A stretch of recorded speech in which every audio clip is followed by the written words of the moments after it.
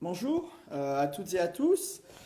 Vous êtes en direct du FILAF et nous allons avoir la chance d'assister à une visite qui était organisée entre Lucie Rico, ici présente, et Thiel Rabus, qui nous montre des toiles ici à Perpignan en exclusivité. Et puis, on est très content. Merci Thiel d'être avec nous. Merci Merci à Lucie. vous. Merci à tous les deux. Merci Romain qui fait le son. Et merci à vous tous d'être là. Voilà, je leur laisse la parole. On est ensemble pour voir ces toiles et parler un peu du travail de Thiel et celui de Lucie aussi à l'occasion. Allez, c'est parti. Donc tu es un peintre suisse qui travaille, je sais, beaucoup en série. Et là, aujourd'hui, la série que nous allons pouvoir voir dans la galerie du FILAF s'appelle Nature morte acrobatique. Donc tu fais référence à l'histoire de la peinture et à un genre classique qui est celui de la nature morte. Est-ce que tu peux nous en dire plus sur ton inspiration? Oui, alors j'ai toujours été assez passionné par les natures mortes que j'ai pu voir dans pas mal d'endroits différents, par exemple au Rijksmuseum d'Amsterdam ou au Louvre, ils en ont beaucoup cette manière qu'ont ces peintres de soigner le détail. On a l'impression qu'ils rivalisaient tous les uns les autres entre le 16e et le 17e, à savoir celui qui allait réaliser la nature morte la plus précise et la plus élaborée. Voilà, sur cette base-là, pour pas mal de mes séries, je me suis beaucoup inspiré effectivement de ces natures mortes. Euh, et puis, avant cette série-là, j'ai réalisé une série de natures mortes. C'était sur la thématique des bouquets de fleurs. Et j'avais trouvé un carton de fleurs en plastique dans l'atelier de mon frère. Et, j'ai pensé utiliser ces fleurs en plastique pour réaliser une série de 3 peintures en m'inspirant justement de ces bouquets de fleurs.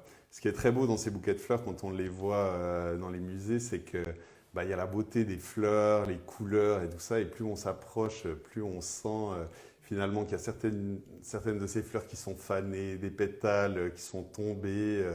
Et puis plus on s'approche, plus on voit que finalement ces bouquets grouillent d'insectes. Et puis ce qui annonce la décrépitude imminente enfin voilà, ce sont des vanités. Alors avec ces fleurs en plastique, l'idée que j'avais eue, c'était de faire des sortes de vanités éternelles, imputrescibles. Pour le coup, pour ces natures mortes, j'ai trouvé des tables en formica, j'avais ces fleurs en plastique, et puis j'ai commandé sur un site internet de jouets, toutes sortes d'insectes en plastique que j'ai intégrés dans mes bouquets. Voilà.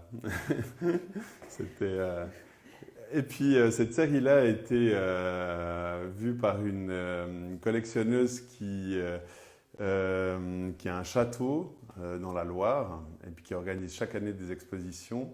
Et puis elle m'a proposé de participer à l'exposition de cette année qui avait une thématique sur le goût de l'art, l'art du goût. Donc du coup là il s'agissait plutôt d'aliments. Et puis là j'ai pu aller puiser pas mal dans les natures mortes ou un peu gargantuesque où on a toutes ces victuailles. Puis il fallait que je trouve un petit peu le déclic pour détourner tout ça.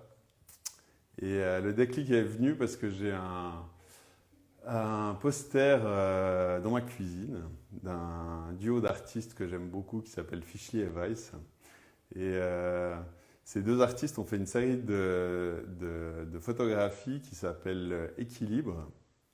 Ils ont utilisé tous des objets du quotidien qu'ils avaient sous la main, mais ça peut être une fourchette, une pomme, une bouteille. Et ils se sont amusés des journées entières à les assembler pour que tout tienne en équilibre à la manière un peu d'un caldaire. C'est très très drôle à voir. Et là, je me suis dit, en voyant ce poster, ah ben tiens, je vais manipuler ces différentes natures mortes que j'ai pu voir sur Internet et dans les musées pour en faire, avec cette idée de l'équilibre, de mettre tous les éléments en équilibre pour que finalement offrir un dernier spectacle avant la mort, avant la décrépitude. et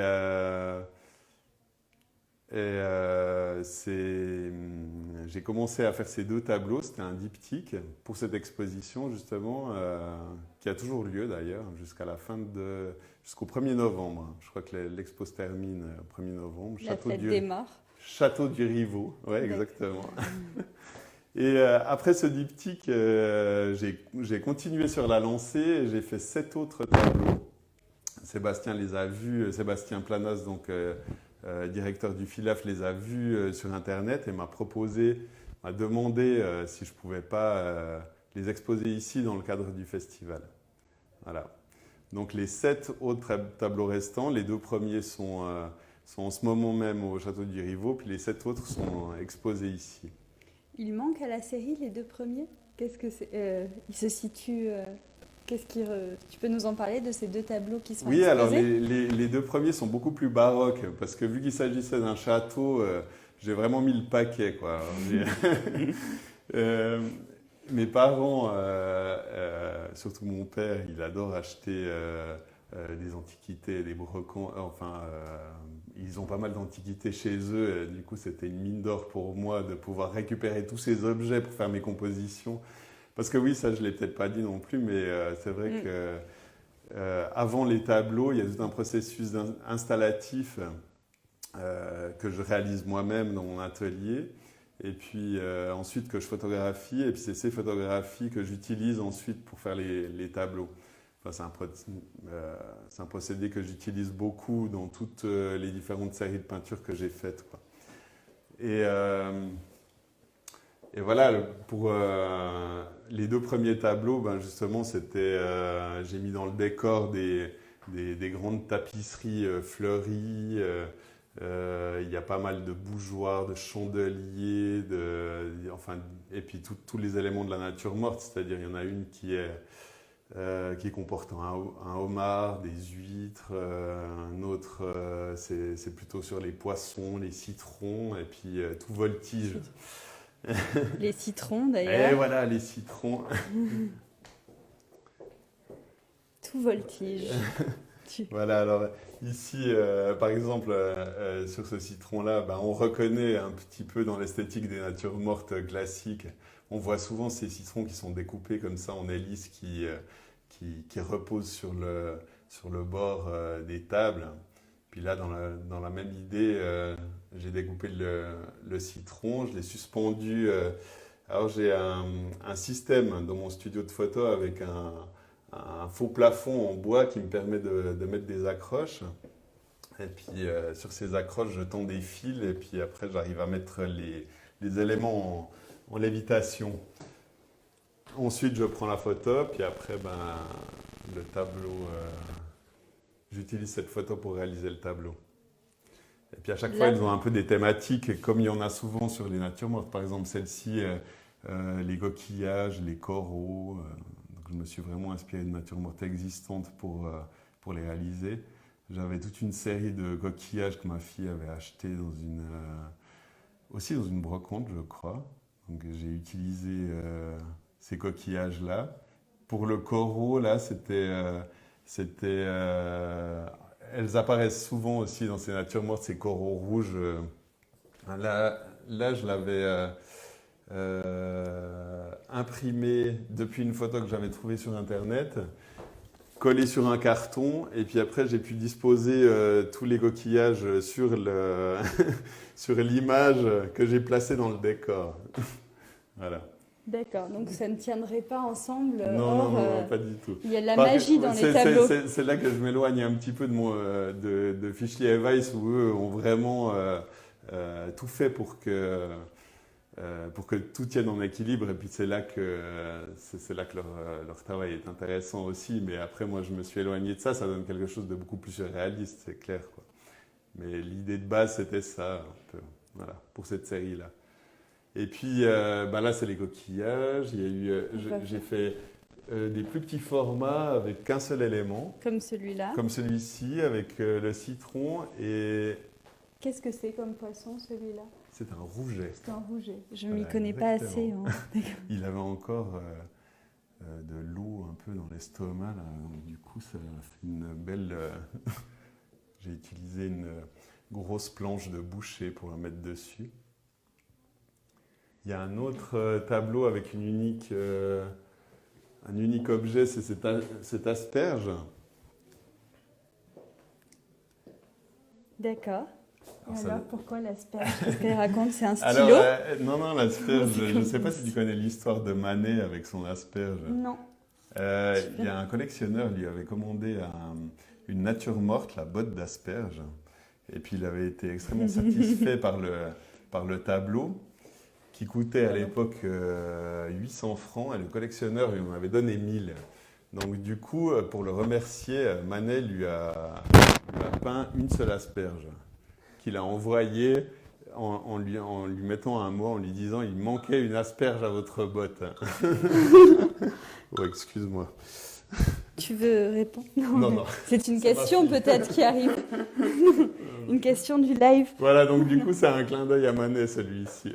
D'accord. Et ça me rappelle d'ailleurs, voilà, dans les natures mortes acrobatiques, il y a un humour qui est très présent, même dans le titre, dans ce côté, la dernière acrobatie avant la fin du monde, tu disais. Oui. Et qu'est-ce que tu as travaillé, enfin, qu'est-ce que c'est cet humour de la nature morte? C'est justement, peut-être un pied de nez un peu ironique au fait qu'on va tous y passer un jour, quoi. En gros, je ne sais pas si j'ai bien répondu à ta question. Oui, ça peut. Voilà, le dernier spectacle avant la fin, quoi. Alors Non, voilà, un des derniers spectacles. Voilà. Et puis celui-ci, alors c'est une scène de chasse.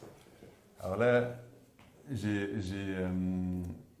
pu mettre en place toute l'installation, sauf le lièvre et la perdrix. J'ai un peu triché, que j'ai trouvé sur Internet. Alors le lièvre, si tu veux, il est pas du tout dans cette position-là, dans la photographie que j'ai trouvée. Il est en train de courir. Seulement, en le découpant, je l'ai mis sur les deux pattes qui étaient en l'air, en fait, pour le faire poser sur l'instrument. Tu l'as mis en mouvement voilà, différemment. Je l'ai mis en mouvement différemment. Ça lui donne un petit côté un petit peu ridicule, comme ça. Et puis la perdrix, elle était tenue par la patte par quelqu'un, quoi. Et puis moi, je l'ai fait tenir sur la pointe du couteau. Donc tu n'as pas travaillé avec de vrais animaux Non, pas pour celui-ci. Par contre, pour celui-ci, qui est plutôt... enfin voilà, avec les huîtres et le crabe, enfin avec les crevettes et le crabe. Ça, c'est une composition entièrement faite par mes soins avec... chez le poissonnier, j'ai commandé mon tourteau, j'ai trouvé 2 très belles crevettes, et puis là j'ai réalisé l'installation complètement. Alors le verre, si tu veux, il est collé au pistolet à colle sur le citron là pour tenir en équilibre. Je l'ai rempli par la suite avec un peu de vin blanc. Et puis les crevettes et les tourteaux sont aussi attachés avec des fils au plafond, donc du coup. D'accord, des fils. Tout est attaché avec des fils. Le citron, alors c'est assez laborieux à faire comme installation. C'est souvent c'est le moment un petit peu tendu de l'histoire. Après la peinture, c'est plutôt une partie de plaisir, à vrai dire. C'est vraiment là que tout se joue. Tu veux dire dans l'installation, tout se joue? Tout se joue dans l'installation et puis dans l'esthétique que j'arriverai à en tirer. Parce que si l'installation forcément ne me convient pas, je ne vais pas l'utiliser pour faire le tableau. Donc c'est vraiment pendant ce laps de temps en fait qui est très important que ça se joue, quoi. Et tu dessines déjà l'installation que tu veux ou tu te laisses surprendre par les différents éléments, notamment je pense à ces tableaux où il y a beaucoup plus de... L'installation est quand même assez rigoureuse. Ouais. Est-ce que c'est quelque chose que tu dessines avant, Non, alors que je tu imagines? le dessine pas, mais je mets les premiers éléments en place, comme par exemple les tables avec les drapés et tout ça. Je fais quelques photos pour voir si la composition elle peut fonctionner à l'intérieur de ce décor un peu minimal. Et puis après, je pose les objets un petit peu petit à petit jusqu'à ce que les éléments les plus périlleux, ceux qui sont accrochés avec des fils apparaissent. Voilà. Ça va un peu crescendo comme ça. Donc tu as un sens dramatique quand même dans tes... Oui, voilà. Tu observes une dramaturgie dans tes peintures. Ouais, je pense, ouais. Et puis, excusez-moi, j'ai le micro qui est tombé. Petit problème technique. Voilà. Contre-champ. Tu veux nous... Et voilà. Désolé pour ce petit contretemps. Alors celle-là, je ne sais pas si tu as remarqué, mais il y a une mouche. Tout à fait. Tout Première en... chose que moi, je suis attirée aussi par la mort sur les tableaux et là je vois voilà. la mouche, je rappelle quand même. Bah oui, comme je le disais tout à l'heure, il y a souvent des insectes qui apparaissent aussi dans ces différentes natures mortes. Donc celle-ci, elle fait aussi un peu de gymnastique. Ah oui, par contre, je n'avais pas vu qu'elle se... Elle se tient sur les pattes de devant, tu vois. Et elle a une position très yoga. Ah oui, c'est vrai ouais. Non, elle fait le chien. Oui, je sais voilà, pas comment ça exactement, s'appelle, un petit peu. Puis elle lève les je m'y pattes connais. de derrière. Mm. Bon, alors celle-là aussi, je l'ai trouvée sur Internet. Hein. C'est pas moi qui lui ai demandé de poser de cette manière-là. Tu as quand même des modèles particuliers. Comment tu choisis tes modèles? Est-ce que c'est justement en lien avec tes inspirations, les natures mortes? Du coup, tu nous as parlé de certaines natures mortes qui t'ont inspiré, mais est-ce que tous les éléments viennent d'inspiration Non. ou c'est aussi des Non, choses qui viennent... c'est plutôt l'ambiance générale d'une nature morte qui m'inspire. J'avais fait une autre série de natures mortes que j'avais appelée Orgie. Ce sont 3 grandes natures mortes où tous les éléments s'entrepénètrent ou ont une signification un peu érotique. Genre, la banane avec les figues, j'ai mis... Enfin bref, c'est difficile à expliquer sans avoir les images basiques. Mais tout le tableau est très excité comme ça. Mais on ne le voit pas de premier abord. Il faut vraiment tout d'un coup se concentrer et on réalise que tout est érotique dans la nature morte. Voilà, c'était un petit peu camouflé, mais j'ai procédé un peu de la même manière que pour ces tableaux-là. Ouais. C'est aussi des installations où j'ai mis tous les éléments en place. Et puis, quand il s'agissait d'animaux comme ça, je retrouvais aussi certaines photos sur Internet pour les intégrer dans le tableau, quoi. Enfin, dans la composition plutôt. Ouais. D'accord. Et combien de temps, c'est une question du public, Ah combien de temps pour une peinture? Oui, alors effectivement, c'est assez laborieux quand même. Je travaille par couche. Enfin, d'abord, il y a un tracé au crayon de l'image que j'ai pu obtenir de mon installation. Une fois que j'ai le tracé au crayon, je travaille avec une première couche à l'acrylique qui me permet d'avoir une sous-couche. Puis l'acrylique, ce qui est bien par rapport à l'huile, c'est qu'elle sèche assez rapidement. Donc j'ai une sous-couche qui peut être recouverte assez rapidement. Puis après, je retravaille cette sous-couche avec que de la peinture à l'huile. Mais elle est entièrement recouverte par la peinture à l'huile. Voilà. Oui. Mais ça me permet au fait d'avoir une densité dans la peinture à l'huile que je n'arriverais pas à obtenir si j'avais pas cette sous-couche. Alors oui, le temps, pour un grand tableau comme ça, je pense que j'en ai pour un mois et demi à peu près. Après, il faut dire que je fais que ça aussi. Enfin, je donne des cours de peinture 1 fois par semaine, et puis le reste du temps, je suis à l'atelier et je me consacre qu'à mes peintures. Ouais. Et quand tu dis 1 mois et demi, c'est pour la peinture même ou tu comprends le temps de l'installation aussi Je comprends le temps de l'installation dedans, ouais. En gros, j'arrive, je pense, à à faire une douzaine de tableaux par année, entre les petits formats et les grands formats. Après, des fois, je m'attaque à des très grands formats, là, ça me prend plus de temps. Donc voilà, c'est un peu une...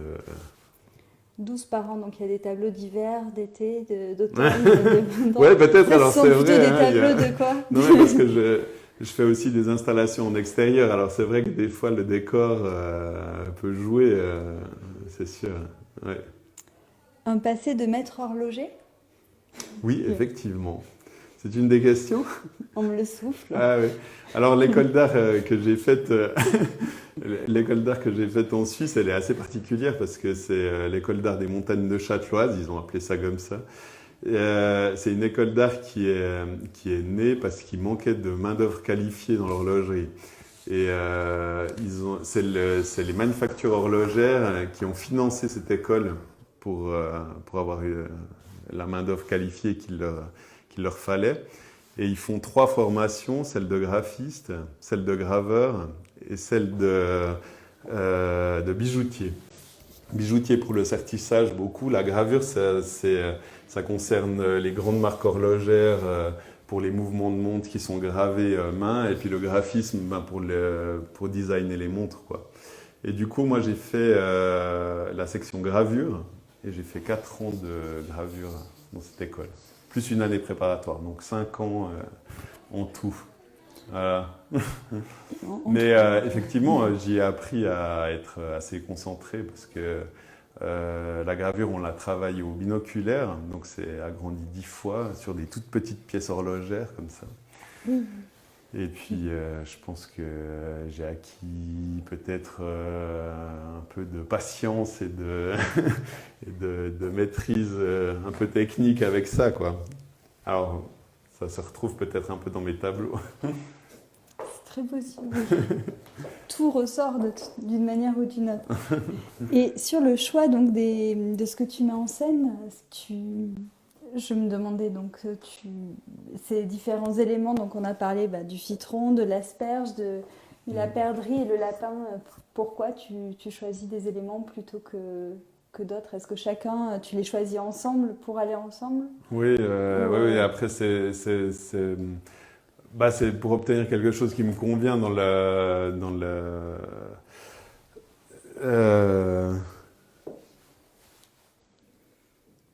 oui, dans l'esthétique générale, mais ces éléments, ils me sont inspirés par les tableaux anciens que j'ai pu voir. Donc du coup, j'essaye de retrouver un peu les éléments qui apparaissent dans ces tableaux, quoi.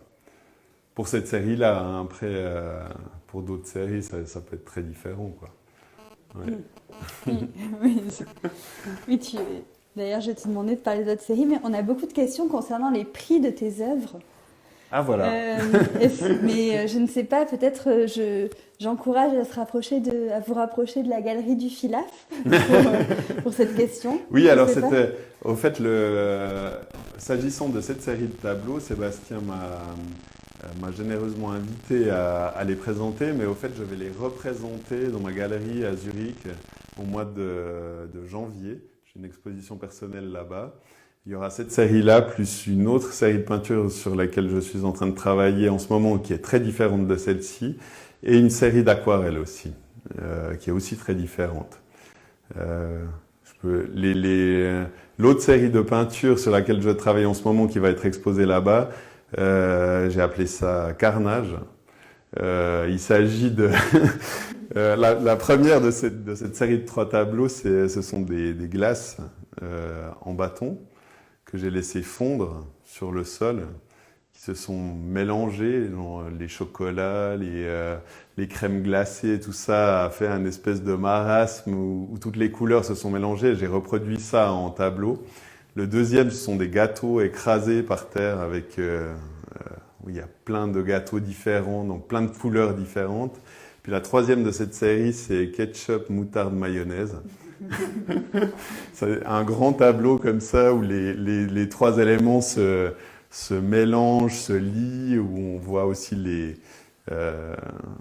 j'ai pressé le tube de mayonnaise, donc ça fait des sortes de petites spirales. Les tableaux peut-être un peu plus colorés et plus abstraits que ceux-ci. Ouais. toute autre série. Donc après la composition très aérienne, acrobatique, tu as le Oui, thorax. voilà. Mais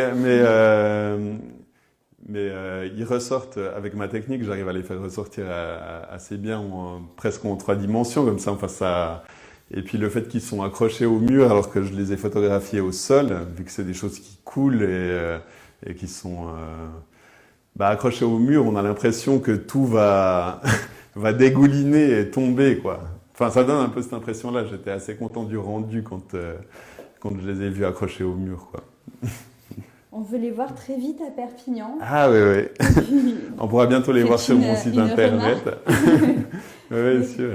Et puis en parallèle de l'exposition que je vais faire au mois de janvier dans la galerie Lang et Poult, je suis en train de préparer un nouveau catalogue. Mon dernier catalogue date d'il y a 10 ans. Donc du coup, avec les éditions du Griffon, qui sont une édition d'art en Suisse, je prépare un catalogue d'environ 170 pages avec une décennie de peinture entre 2011 et 2021. Voilà. D'accord. Et si jamais, Lucie, je cherche encore des gens pour écrire des textes dans le catalogue. Avec Donc, plaisir. peut-être. Tout ce qui est Moi qui ai eu nourriture l'honneur et- de pouvoir lire ton livre dernièrement, parce que Sébastien m'a conseillé de le lire en sachant qu'on allait avoir cette entrevue tous les deux. J'ai adoré. Et le cri du poulet sous vide. Le chant. Ah, le chant Tu du... le- Oui, tu le oui, bien violentis, sûr. c'était déjà bien violent, mais Effectivement, ça ne m'étonne pas, d'ailleurs. Aux prestigieuses éditions POL. j'ai perdu. euh, Ah oui, c'est moi qui... Pardon. ton premier livre, d'ailleurs. Oui, c'est mon premier roman. Ouais. Et donc, dans ta peinture aussi, je retrouve certaines, Mhm. je sais pas, certaines obsessions, mais certaines choses qui marquent et qui, voilà, les liens Ouais, il y a- entre, mort, humour, Exactement, nourriture et voilà. voilà, ce dont on se remplit aussi. Enfin, Mm. voilà, il y a une question notamment Attends, excuse-moi, je lis en même temps les questions qui te sont posées. Sur la nourriture, qui a l'air d'être une source d'inspiration très importante, et c'est vrai que tu nous en as beaucoup parlé. Oui, c'est vrai. Je sais pas si tu veux en dire plus. Bah, Mais c'est voilà. c'est quelque chose qui est assez récurrent dans mon travail, c'est vrai. La nourriture, le sexe aussi, enfin Le corps, l'érotisme, donc un lien voilà. avec le corps. Et... Et puis le paysage. Puis je pense que ce sont 3 choses qui apparaissent souvent dans la peinture depuis tout temps, quoi. Les préoccupations humaines, la reproduction, l'alimentation, enfin se nourrir. Mais c'est vrai que le nu, le paysage, la nature morte, ce sont 3 choses qui sont récurrentes dans l'histoire de l'art. Donc oui, ce sont aussi 3 de mes obsessions, je pense. Et penses-tu que ta peinture reflète ton époque? Question difficile posée par un internaute. J'espère, mais en même temps, la peinture, elle a une très grande histoire. Et puis, je suis aussi très intéressé et très attiré par l'art contemporain. Donc, j'imagine que pour moi, qui suis passionné par les deux, autant par la peinture ancienne que par l'art contemporain, il y a un peu un mélange des deux, quoi. Les deux ont tendance à m'inspirer tout autant. Donc, effectivement, ça apparaît. Mais si ça reflète mon époque, peut-être plus d'autres tableaux que cette série-là. Mais oui, je pense que j'ai certaines de mes peintures qui sont peut-être plus, enfin, dans une esthétique plus colorée, plus contemporaine aussi, plus abstraite. Enfin, dans l'abstraction qui m'intéresse aussi beaucoup. Même si je suis un peintre très figuratif, il y a certains de mes tableaux qui peuvent faire penser à des tableaux abstraits. Voilà. Après, j'ai l'impression que rien que par ton titre, que je trouve très bon, Nature morte acrobatique, rien que voilà, revisiter la nature morte avec cette acrobatie et tout ce que tu disais sur... parce que Oui, c'était ça pour ajoute toi, quelque chose d'un peu contemporain à des œuvres anciennes. Voilà, sans être complètement en rupture, mais en tout cas avec un clin d'œil et ce détournement que tu fais de... Ouais. C'est pas vraiment détournement, parce que c'est... Oui, bah, je pense. Ouais. Moi, j'aime bien le détournement. Enfin, j'aime beaucoup l'humour et l'ironie dans l'art. Ça m'intéresse beaucoup. C'est aussi chez les artistes contemporains ce qui m'intéresse beaucoup. Notamment chez les artistes contemporains suisses. J'ai l'impression qu'ils excellent dans ce domaine. Alors, on veut voir quelque chose de près. Qu'est-ce donc? Est-ce que c'est une peinture en particulier, ou le peintre, ou le preneur de son? Je veux savoir. C'est une question? Oui. Je continue à faire. Pardon, je n'ai pas répondu, mais il faut être de près avec son public. Alors, j'essaye de répondre à. Tu peux peut-être zoomer sur un détail. Tout à fait. Voilà. Bon, après, Alors, c'est est-ce que difficile tu peux parce me qu'il y a guider il y a un peu des reflets. Hein. Oui, tout à fait. Ouais. Et puis le format. Ouais.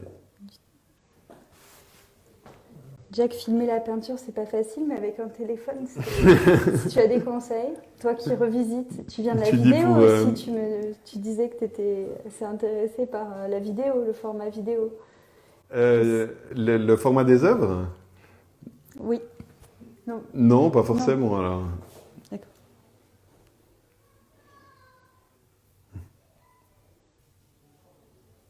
Tu veux filmer toi les détails? Peut-être tu serais meilleur pour filmer Non, je pense les pas. détails de tes tableaux. Lucie, tu t'en sors très bien. On retrouve un citron.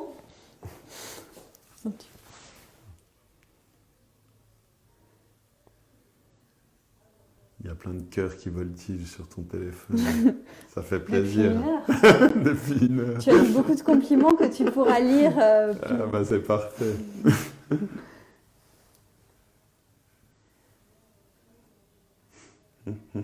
Moi, c'est toujours mon obsession de la mort. J'ai tendance à découper les choses. Alors, excuse-moi si je coupe tes. Non, c'est très bien. Tu fais des très beaux cadrages. Non, mais c'est vrai que j'ai le souci du détail, donc du coup, ça se regarde de près aussi. Hein.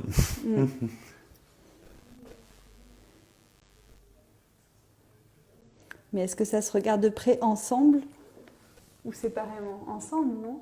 Ouais, j'ai tendance à regarder. Est-ce que les choses valent dans leur mouvement commun? C'est vrai.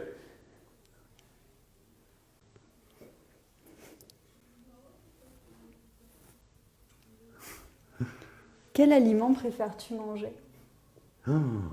Alors ça, moi je suis très gourmand, donc il y a beaucoup de choses que j'aime. Hein. Sur une île déserte. En arrivant à Perpignan, on a pu savourer un superbe jambon. Comment vous l'appelez? C'est le pata negra, non? Ouais, du pata negra, ouais. L'espagnol ou...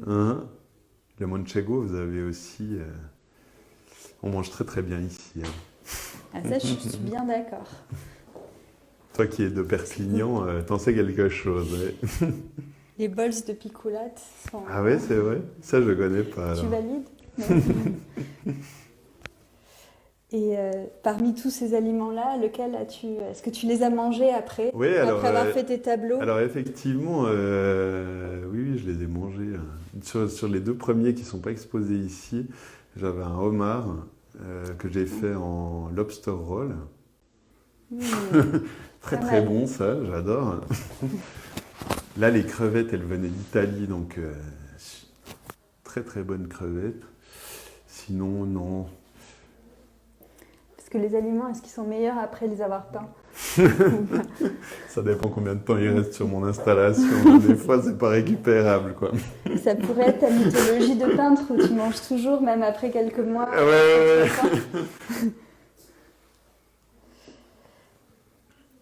Alors, et on demande pourquoi Perpignan et pourquoi le Filaf? Ah, une longue aventure. Rémi Sangorin qui pose la question. C'est par Sébastien Planas. Oui, voilà, qui avant d'avoir le Filaf, tenait un centre d'art ici à Perpignan. Et puis il avait démarché mon frère qu'il avait rencontré dans une foire à la FIAC, je crois, à Paris. Et puis de fil en aiguille, connaissant mon frère, j'ai aussi fait sa connaissance, mais ça fait maintenant 15 ans. je pense, au moins. Ouais. Et puis du coup, on s'est très bien entendu avec Sébastien et on a gardé beaucoup de liens. Il a aussi écrit des articles sur le travail de mon frère et sur mon travail aussi dans Artpress, entre autres.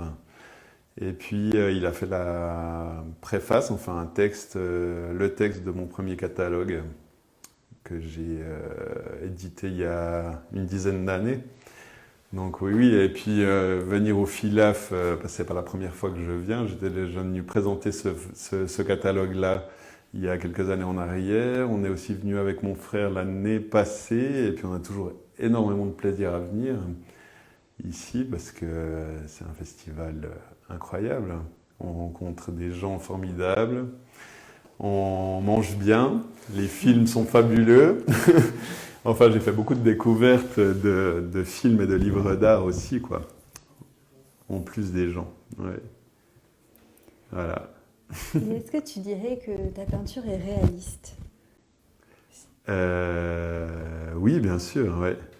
Après, surréaliste, c'est parce qu'on me dit souvent que je suis un peintre surréaliste, mais vu qu'il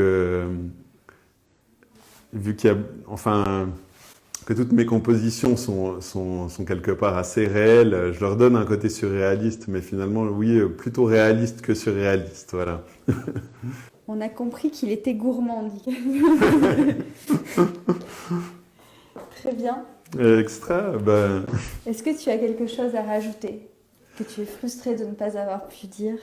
Durant cette interview, non, mais j'aimerais en tout cas remercier beaucoup l'équipe du FILAF et puis Sébastien de m'avoir invité au festival. Et puis te remercier toi aussi, Lucie, d'avoir eu